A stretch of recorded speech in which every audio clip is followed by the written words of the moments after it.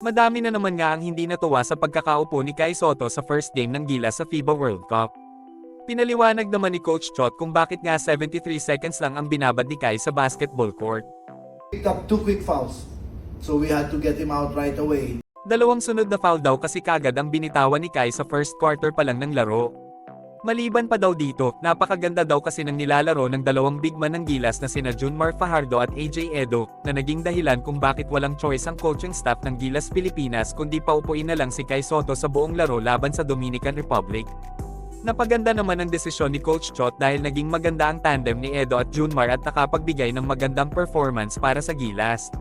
Si Junmar ay nakapagtala ng 16 points at 7 rebounds na may perfect 5 out of 5 shooting. Habang si AJ Edo naman ay umiskor ng 7 points at 5 rebounds. Maganda ang pinakitang depensa ni Edo at Fajardo kay Towns bagamat nakasungkit pa din si Kat ng 26 points at 10 rebounds. Sa umpisa pa lang naman ng training camp ng Gilas, sinabi na kagad ni Chot Reyes na kailangang patunayan ng mga players na karapat-dapat silang mabigyan ng playing minutes sa laro. Sa sitwasyon ni Kai Sotto, alam naman ng lahat na late na din siyang dumating sa training ng Gilas dahil sa masakit daw ang kanyang likod. Sinabi din naman ni Chot Reyes sa umpisa pa lang na wala siyang aasahan na high scoring kay Kai Sotto maliban kay Clarkson. Napatunayan naman ito ni JC dahil nakagawa siya ng 28 points sa laro.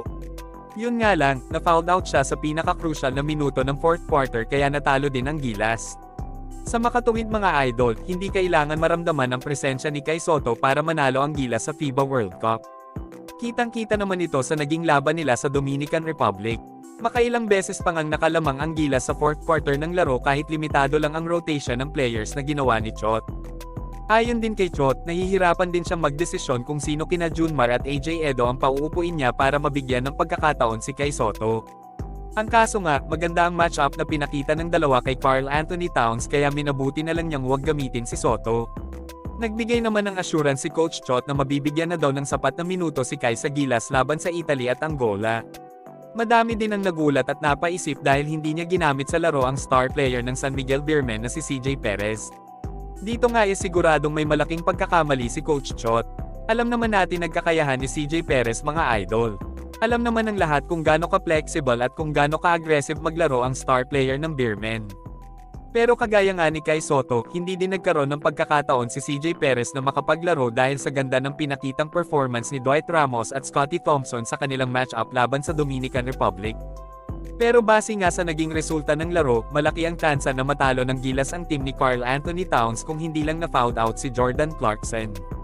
Ibig sabihin, sobrang effective ng rotation na ginawa ni Coach Chot Reyes para matapatan ang laro ng Dominican. Hindi lang siguro si Chot Reyes kundi ang buong coaching staff ng Gilas ang nagdedesisyon kung sino ang player na ipapasok sa loob ng court. Madami kasi ang nagsasabi na may favoritism si Chot sa pagpili ng mga players. May mga nagsasabi na favorite niya daw si Kiefer Ravena kaya nakasama ito sa Final 12 ng Gilas. Pero kung titignan mo ang minuto ng nilaro ni Kiefer, 7 minutes niya lang itong nagamit sa buong game. Si Renz Abando na sinasabing mas magaling kumpara kay Kiefer ay nabigyan lang ng 3 minutes sa laro dahil sa kanyang mismatch laban kay Lester Quiñones na isa ding NBA player. Nakakapanghinayang man na hindi nanalo ang Gilas, pinakita naman nila na kayang-kaya nilang makipagsabayan sa mabibigat na team sa FIBA.